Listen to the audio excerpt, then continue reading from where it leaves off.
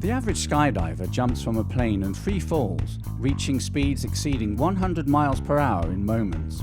Following the initial drop, the diver reaches a constant speed of about 120 miles per hour, also known as terminal velocity. Terminal velocity occurs when a falling body experiences zero acceleration and can't go faster.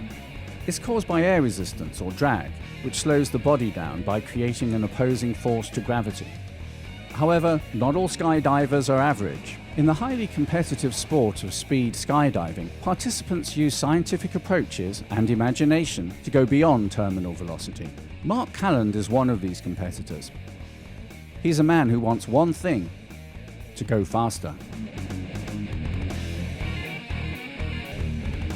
It's the adrenaline rush.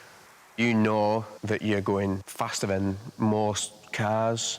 The only thing that's faster than me is possibly a jet engine. You talk to people and they brag about the Ferraris and stuff like that, and you just turn around and say, well, sorry, I go faster than that. I've not even got an engine on me. Some people call speed skydiving the fastest sport in the world without an engine. The goal of the sport is simple. Just get out the plane and trying to go as fast as we possibly can in free fall. Because of air resistance, going faster while skydiving is more difficult than it appears, at least for human beings. A normal skydiver in free fall won't go much faster than 120 miles per hour. However, there is one creature in nature that has learned how to reach higher speeds: the peregrine falcon. The peregrine is also known as nature's guided missile. When it's in an attack dive, it's the fastest animal in the world. For some time, nobody knew just how fast the peregrine falcon was, until Ken Franklin decided to find out. Ken took his peregrine up to 15,000 feet, released the bird and jumped out himself. When Ken reached terminal velocity, he dropped a weighted lure made of meat. The falcon soon moved its wings back in an attack dive. A tiny computer attached to the falcon recorded its speed during the experiment. Surprisingly, during its fastest dive, the bird reached an amazing 242 miles per hour.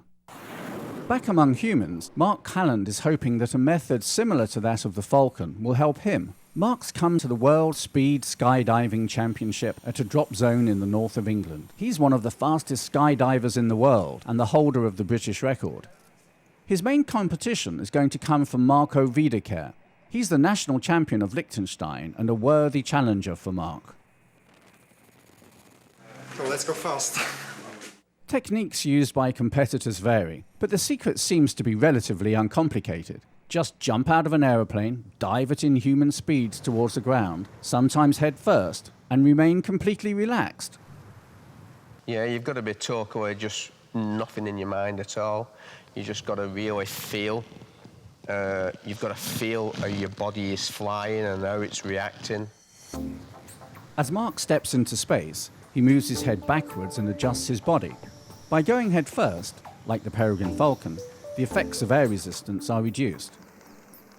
Reasonably fast for my first jump. In the competition, participants use the average speed of their 3 best jumps. Speeds are measured by speedometers attached to their harnesses. Mark's first jump is 302 miles per hour. That's fast, but now it's Marco's turn. He throws himself from the plane, knowing that he must beat Mark's first dive speed. After 10 seconds, Marco reaches 100 miles per hour. By 16, he hits 200. 12 seconds later, he's done it. He's reached a new world record, 312 miles, or 502 kilometers per hour. Marco's got 502.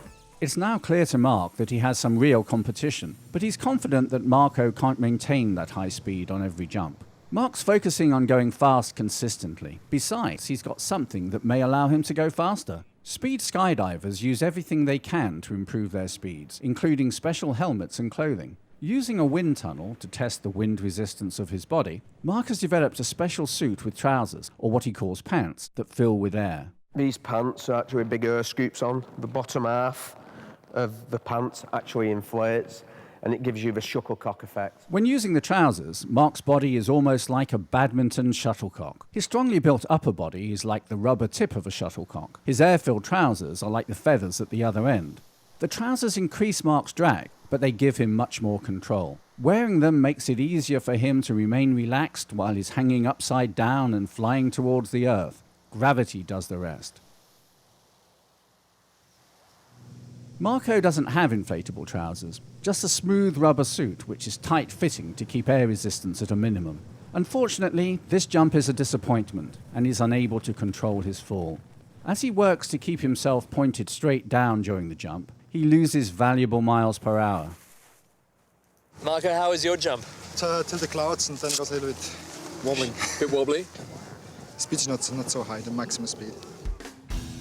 On his next and final jump, Mark, however, doesn't wobble. The skydive goes beautifully, and Mark is able to maintain control throughout it. His wind-filled clothing gives him the advantage he needs to achieve 3 very good jumps, and his average speed is the highest of all the competitors. Men's event, first place, Mark Calland. Mark's scientific approach to skydiving has paid off. For today at least, it's made him the best speed skydiver in the world.